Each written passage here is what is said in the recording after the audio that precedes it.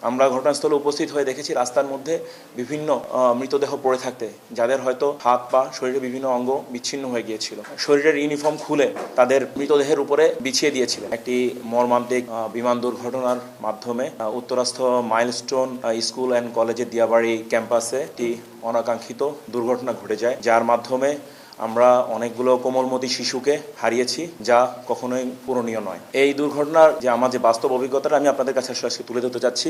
দুর্ঘটনা শুরুটা হয় একটা বিকট শব্দের মাধ্যমে, যখন আমরা আমাদের ক্যাম্পে উপস্থিত ছিলাম এবং আমাদের যে ক্যাম্পে আমরা এখন বর্তমানে অবস্থান করছি, এই ক্যাম্পের নিচে আমাদের সকল সদস্য এই ক্যাম্পের তারা দৈনন্দিন কার্যক্রমে ব্যস্ত ছিলেন। তো তখন আমরা প্রথম জানতে পারি যে একটা বিমান ভূপাতিত হয়েছে, ক্র্যাশ করেছে মাইলস্টোনের ক্যাম্পাসের ভিতরে, এবং তৎক্ষণাৎ আমরা আমাদের ক্যাম্পের সকল সদস্য, আমি সহ মাইলস্টোন যে স্কুলের ক্যাম্পাসে আমরা উপস্থিত হই।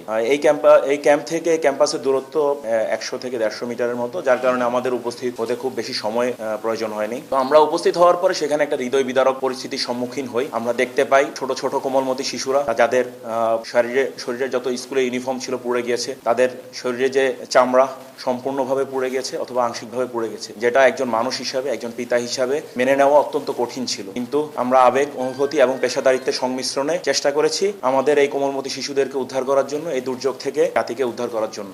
এই দায়িত্ব পালনকালে আমরা মূলত 3টা বিষয়কে প্রাধান্য দিয়েছিলাম। প্রথমত, যে সকল আহত বা নিহত শিশু এবং শিক্ষক, শিক্ষিকা বা অভিভাবক ছিলেন, তাদেরকে উদ্ধার করা, এটা ছিল আমাদের প্রথম অগ্রাধিকার। এবং এটার জন্য আপনারা দেখেছেন আমাদের যে সকল সেনা সদস্য উপস্থিত ছিলেন, তারা সবাই তাদের সকল প্রকার প্রচেষ্টা অব্যাহত রেখেছিলেন। এছাড়া যেই অগ্নি দুর্ঘটনাটা ঘটেছে, ক্র্যাশ সাইটে যেই আগুনটা ছড়িয়ে পড়েছিল, সেটাকে নির্বাপন করা ছিল আমাদের দ্বিতীয় অগ্রাধিকার। আমরা এই কাজটাকেও আমাদের সেনা সদস্যদেরকে প্রাথমিকভাবে সম্পৃক্ত করি। এবং তৃতীয় আরেকটি বিষয়, আপনারা জানেন এখানে একটি যুদ্ধ বিমান বিধ্বস্ত হয়েছিল। যে যুদ্ধ বিমানটির ভিতরে বিভিন্ন রকম দাহ্য তেল ছিল, যেটা থেকে বিমানের জ্বালানি ছিল, যেটা থেকে আরেকটি বিস্ফোরণ অথবা অগ্নিকাণ্ড ঘটার সম্ভাবনা ছিল, যার কারণে আমরা দুর্ঘটনাস্থল থেকে উৎসুক অভিভাবক বা যারা এখানকার স্কুলের ছাত্র ছাত্রী বা অন্যান্য মানুষজন ছিলেন, তাদেরকে দূরে রাখার জন্য চেষ্টা করেছি, যাতে এই আগুনটি ছড়িয়ে পড়ে আর কোনো ব্যক্তি, আর কোনো প্রাণ আমরা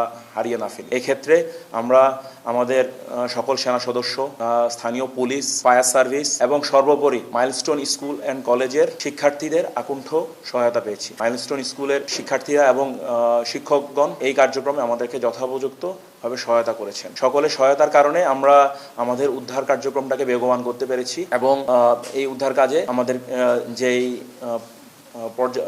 আমাদের যে পরিস্থিতিটাকে আমরা মোকাবেলা করার চেষ্টা করেছিলাম, যেভাবে আমরা আমাদের দৃঢ় বিশ্বাস আমরা অনেকাংশে সেটা সফল হয়েছি। কিন্তু আমাদের সফলতা বা ব্যর্থতা বিষয় নয়, কিন্তু আমাদের যে ক্ষতিটা হয়েছে, যে পরিবারগুলো তাদের সন্তান হারিয়েছে, যে অভিভাবকরা, যে মা বাবারা তাদের কোল খালি হয়ে গেছে, তা কোনোভাবেই আমরা হয়তো ফিরে দিতে পারবো না। আমরা সেটা কোনোভাবেই আমাদের পক্ষে সম্ভব নয়। কিন্তু আমরা চেষ্টা করছি মানবিকতার বা মনুষ্যত্বের সর্বোচ্চ উদাহরণ স্থাপন করার জন্য।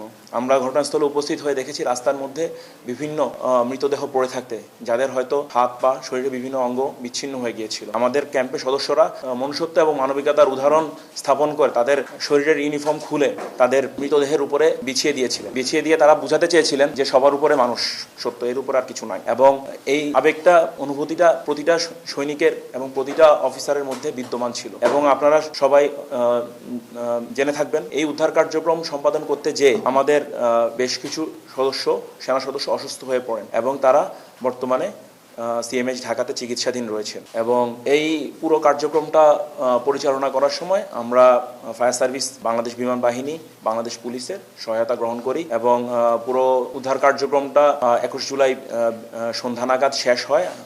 7:30 থেকে 8টা নাগাদ সন্ধ্যা আমরা মাইলস্টোন ক্যাম্পাস ত্যাগ করি, এবং শুধুমাত্র বিমানে কিছু ধ্বংসাবশেষ ছিল, অধিকাংশ ধ্বংসাবশেষ বিমান বাহিনী কর্তৃক উদ্ধার করে নিয়ে যাওয়া হয়। এবং মরদেহ এবং আহত নিহত ব্যক্তিদেরকেই তখনও সম্পূর্ণভাবে উদ্ধার করে নিয়ে যাওয়া হয়। এবং তার পরবর্তীতে পুলিশ কর্তৃক জায়গাটা কর্ডন করে রাখা হয়। এবং পরবর্তীতে বিমান বাহিনী কর্তৃক পরের দিন অল্প কিছু বিমানের ধ্বংসাবশেষ উদ্ধার করা হয়।